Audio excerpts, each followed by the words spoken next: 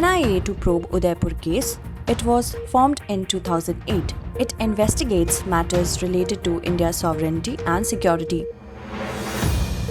Crisis looms on defense supplies of India. Russia exceeds the deadline for delivery of equipments. Russia supplies maximum defense equipments to India. Scientists are planning to restart the LHC machine. This machine will aid in solving the mysteries of the universe. This machine is installed in the CERN laboratory. United Nations Ocean Conference 2022 concluded in Lisbon. 198 countries unanimously adopted the Lisbon Declaration. This conference was organized for promoting ocean conservation. First edition of State Ranking Index 2022 released. It aims at ranking states based on food security and accessibility. Recently, the Ministry of Environment, Forest and Climate Change has proposed to amend the provisions of a clause in the Environment Protection Act. The amendment is related to reducing the stringency of this act. It means that individuals violating this act will not be imprisoned, but they will have to pay only a fine. However, serious cases like grievous wounds or loss of life covered under the Environment Protection Act will be covered under the IPC.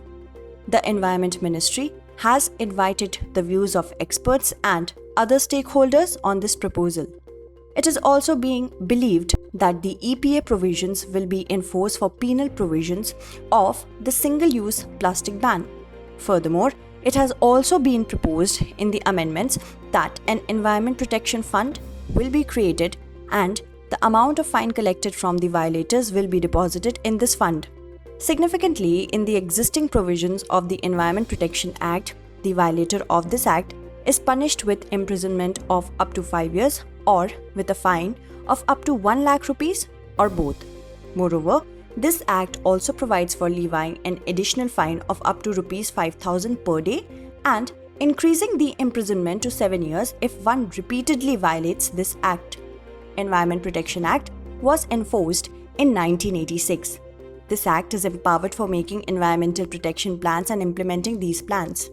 It also prescribes a system for taking prompt action on serious environmental issues. After recent killings in Udaipur, NIA, that is, National Investigation Agency, has come into focus. The NIA has taken over the probe into the killings. NIA is a central agency mandated to investigate all the offences affecting the sovereignty, security, and integrity of India. It can also take cognizance of all offences threatening friendly relations with foreign states and international treaties as well as agreements. NIA can also investigate conventions and resolutions which have been declared crimes under the law made by the United Nations and its various agencies. These crimes include Terror Act, smuggling of drugs and arms, fake Indian currency, infiltration from across the borders, and associated activities.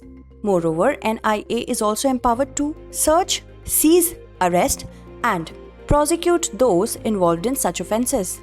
It is worth mentioning that the law under which the NIA operates extends to the whole of India and also applies to Indian citizens outside the country for scheduled offences under the NIA Act.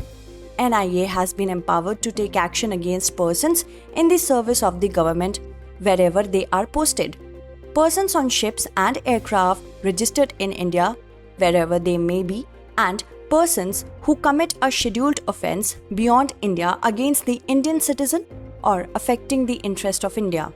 It is worth noting that the state governments can refer the cases pertaining to the scheduled offences registered at any police station to the Union Home Ministry for NIA investigation.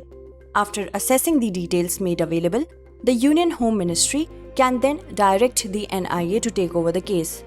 Even when the central government is of the opinion that a scheduled offence has been committed, which is required to be investigated under the Act, it may suo motu direct the agency to take up the probe. NIA was formed in 2008 after the terrorist attacks in Mumbai. It came into existence on 31st December 2008 and it commenced its operations in 2009. It is headquartered in New Delhi. It seems that the war between Russia and Ukraine is not going to end soon. It has given rise to apprehensions on Russia's ability to adhere to timely deliveries of spares and hardwares to India. Some contracts have already expired and the delivery of spares and hardware has still not been made due to the sanctions imposed on Russia by the Western countries. At the beginning of the Russia-Ukraine war, top officer of the Indian Armed Forces stated that they had stocks of spares and supplies for 8 to 10 months. However, these stocks might be depleted soon under the prevalent circumstances.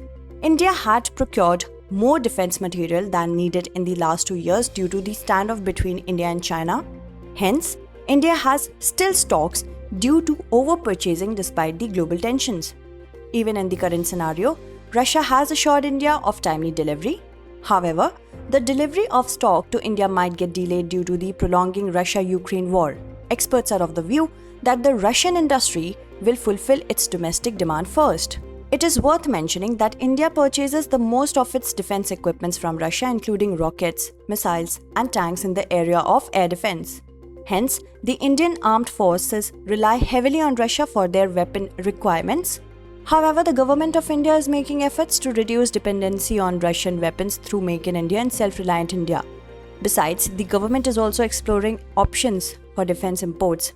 SIPRI has revealed in its report that India's import of defense materials from Russia has declined.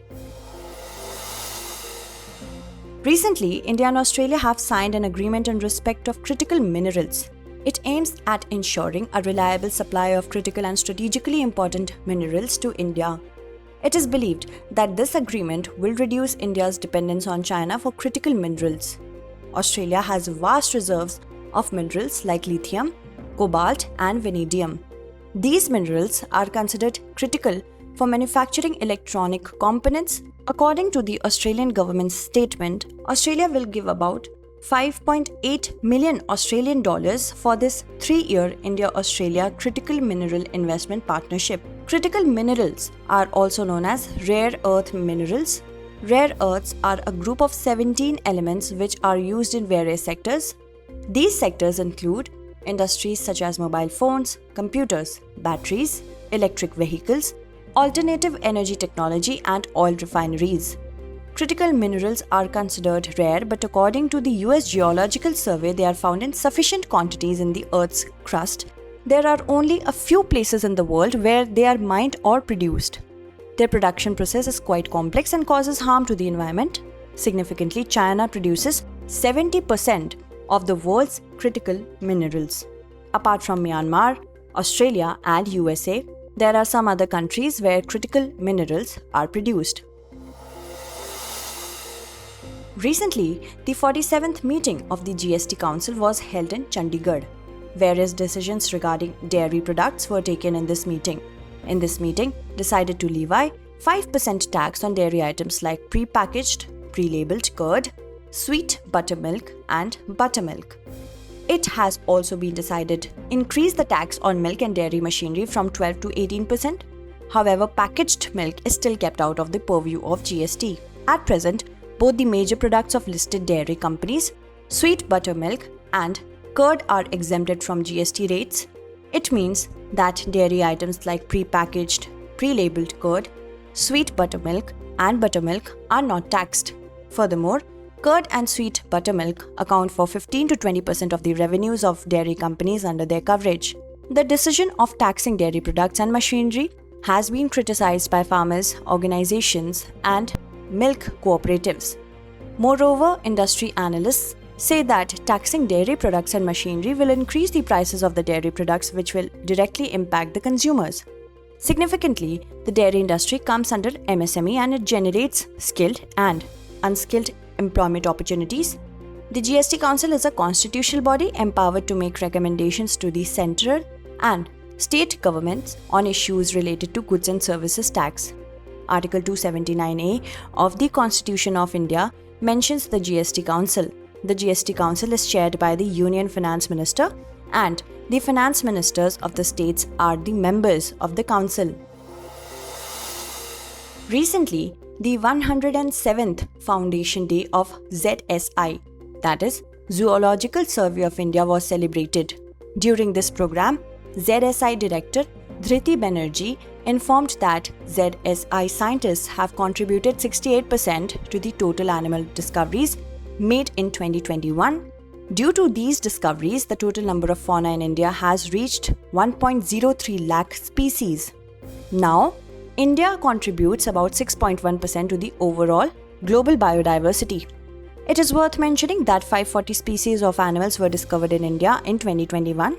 Due to these discoveries, the total number of animal species has reached more than 1 lakh. The newly discovered species of animals include 1 species of mammals, 35 species of reptile and 19 species of Pisces. These new species of mammal, namely Crocidura narcondamica, was discovered on Narcondam Island of Andaman and Nicobar Islands.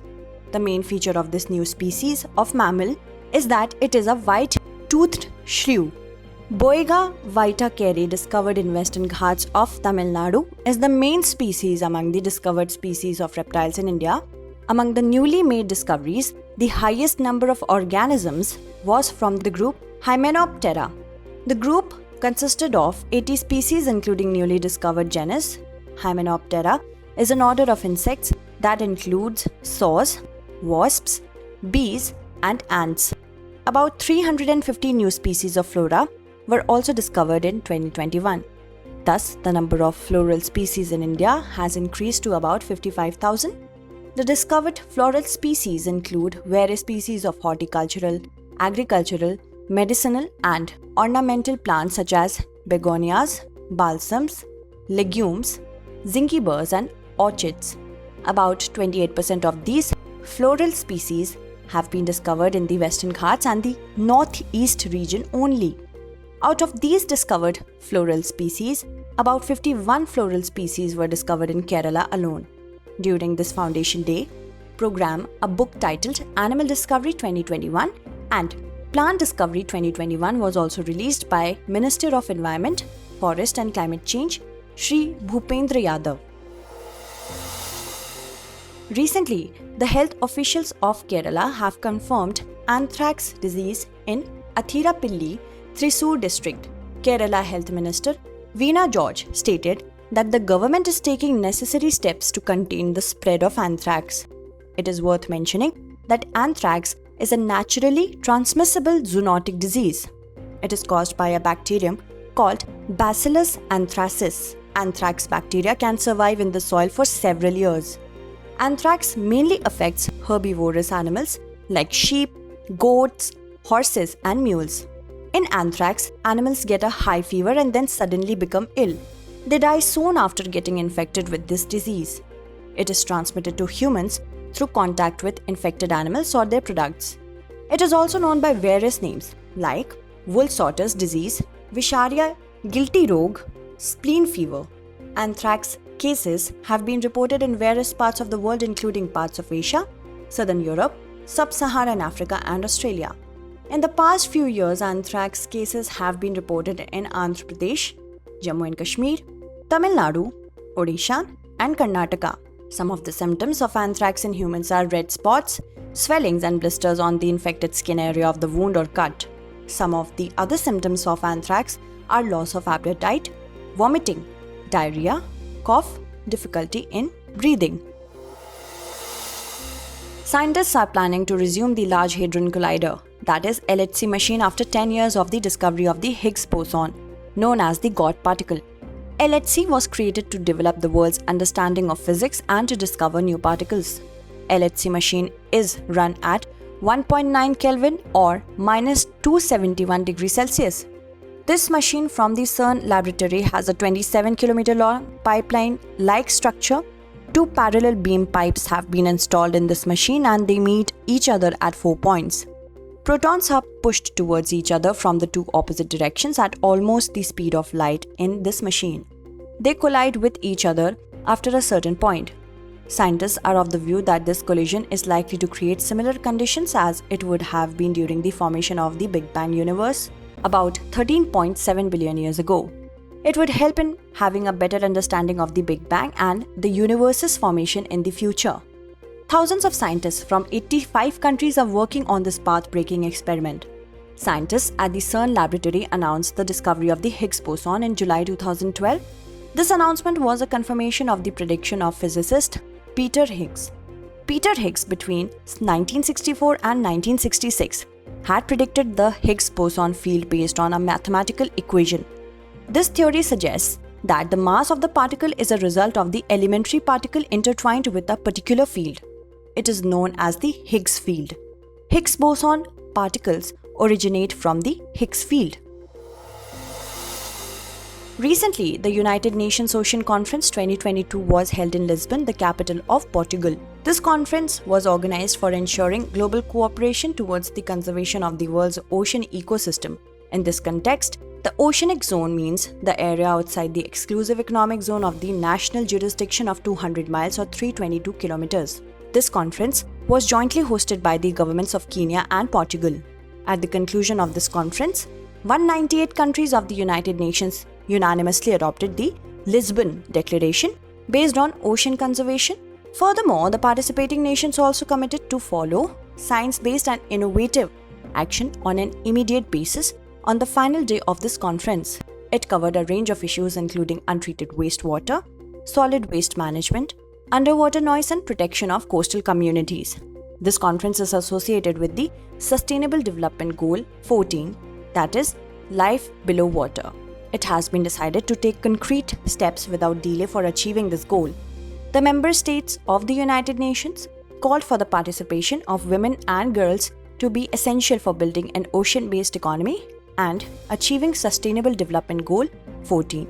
Furthermore, it was also proposed in this conference to cooperate in the capacity building, especially of small developing island countries and least developed countries. Recently, Defence Minister Shri Rajnath Singh visited the Bhanur unit of BDL, that is, Bharat Dynamics Limited in Telangana.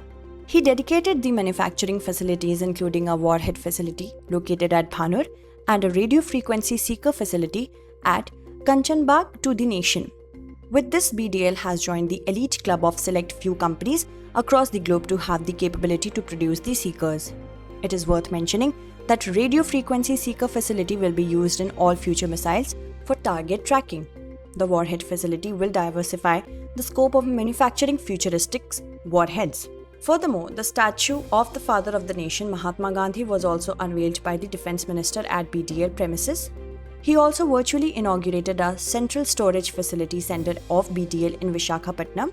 It includes a vertical carousel system, mechanical compactor and motorized compactor which can cater the entire storage needs of the unit.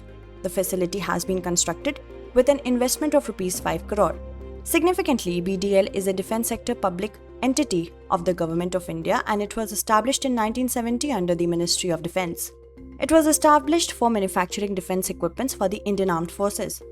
Recently, it has developed various infrastructure facilities including a multi-purpose community hall, science laboratory at Madhavaram village located in West Godavari district under CSR, that is Corporate Social Responsibility. A large number of people from Madhavaram village served in the armed forces. Recently, Minister of Consumer Affairs, Food and Public Distribution, Shri Piyush Goyal released the first edition of the State Ranking Index for NFSA 2022 during a conference of state food ministers. This index is based on the achievement of India's food and nutrition security goals. The present index is largely focused on NFSA distribution and will include procurement, Pradhan Mantri Garib Kalyan Ann Yojana distribution in future. This index ranks states and union territories on the basis of food security and accessibility. This index is based on 3 pillars that cover various aspects of food security and nutrition. The first one, NFSA, that is National Food Security Act, measures the coverage, target and implementation of the provisions of the Act. The second pillar is related to the delivery platform. The delivery platform means the infrastructure for allocating or distributing food grains. The third or final pillar focuses on the nutrition initiatives of the department. In the first edition of State Ranking Index 2022, Odisha has been ranked first, Uttar Pradesh second and Andhra Pradesh third among the general category states. Tripura, Himachal Pradesh and Sikkim secured first, second and third place respectively in the special category states or union territories. Further, among the 3 union territories where DBT, Direct Benefit Transfer cash, is operational, Dadra and Nagar Haveli and Daman and Diu is the top ranked union territory. The National Food Security Act was enacted on 5th of July 2013. So, in order to celebrate the day, the conference was organized to deliberate and discuss nutritional security, food security, best practices followed in public distribution system, crop diversification, reforms in PDS and storage sector. Let us now look at the 5 questions based on the bulletin. Questions for this series are: first question is, consider the following statements. 1. The recent proposal introduced for amending the Environment Protection Act has a provision to create an environmental protection fund through the amount of the fine levied on the violators. 2. Environment Protection Act was implemented in 1972 for environmental protection. Which of the above statement or statements is or are incorrect? 1 only, 2 only, both 1 and 2, or neither 1 nor 2. Next question is, consider the following statements with reference to the National Investigation Agency or NIA. 1. This agency can take cognizance of all offences threatening relations with foreign states and international treaties as well as agreements. 2. It was formed in 2008. 3. If a ship is registered in India and is positioned in the US, then NIA is not empowered to take action against the persons on board. Which of the above statement or statements is or are correct? 2 and 3 only, 3 only, 1 and 3 only, or 1 and 2 only. Next question is, consider the following statements with reference to the United Nations Ocean Conference 2022. 1. It was organized in Portugal. 2. The conference was hosted by the government of Kenya only. 3. 198 countries participated in the United Nations Ocean Conference. Which of the above statement or statements is or are incorrect? 1 and 2 only, 1 and 3 only, 2 and 3 only, or 2 only. Next question is, consider the following statements with reference to the State Ranking Index 2022. 1. In this index, Odisha ranked first and Uttar Pradesh ranked third in the general states category. 2. Tripura ranked first, Himachal Pradesh ranked second, and Sikkim ranked third among the union territories. 3. Food security has been implemented in the form of direct benefit transfer in Dadra and Nagar Haveli as well as Daman and Diu. Which of the above statement or statements is or are correct? 1 only, 1 and 3 only, 2 and 3 only, or all of the above. Last question is, consider the following statements. 1. Higgs Boson particles are responsible for the mass of the particles. 2. Large Hadron Collider machine is operated in a very cold place. 3. The Large Hadron Collider experiments can aid in understanding the Big Bang and the formation of the universe in the future. Which of the above statement or statements is or are incorrect? 2 only, 1 and 2 only, 2 and 3 only, or none of the above. Recently, a proposal has been sent to the Government of India to provide a GI tag to the sauce made from red ants in the Mayurbhanj district of Odisha. This sauce is known as kai sauce. Kai sauce is a paste made from red ants and their eggs. It is mainly eaten by the tribals in the eastern states of India like Chhattisgarh, Odisha and Jharkhand, etc. This sauce is not only delicious but is also rich in various minerals including protein, vitamins and fiber. Recently, the Himachal Pradesh government launched the Nari Ko Naman scheme. Under this scheme, Himachali women will be given a discount of up to 50% on the fares of state transport buses. Also, the minimum bus fare has been reduced from 7 to 5 rupees for all passengers across the state. In addition, 25 post-in-state transports Ride with Pride taxis will be filled by women drivers. Recently, the administration of Bonai Forest Division of Odisha has named a part of the forest after Sarojini Mohanta, a daily wage labourer. Sarojini Mohanta was appointed as a watcher, but she, along with doing her duty, has done a commendable job of converting a barren piece of land into a forest in just 2 years. The Kharchi festival was started with great fanfare in the northeastern state of Tripura, India. It is an annual festival of Tripura in which 14 deities are worshipped. This week-long festival is celebrated in the temples of Tripura.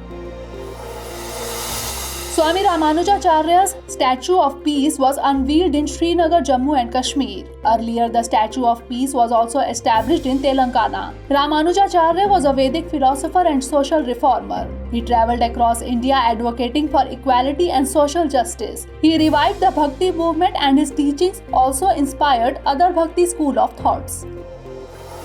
Recently, a new subvariant of COVID-19 has been detected. This new subvariant is a form of the Omicron variant. This subvariant is called BA.2.75. It has been identified in various other countries, including India.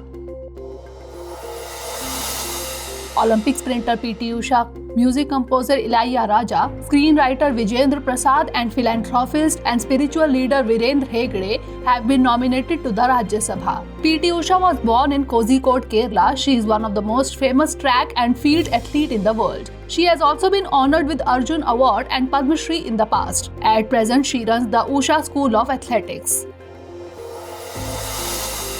According to the recently released Standard & Poor's PMI, that is Purchasing Manager Index, activity in India's services sector rose to an 11-year high, rising to 59.2 in June 2022. PMI value of more than 50 is an indicator of growth in the business activity. Significantly, data pointed to further accelerations in new business growth and output at Indian services companies.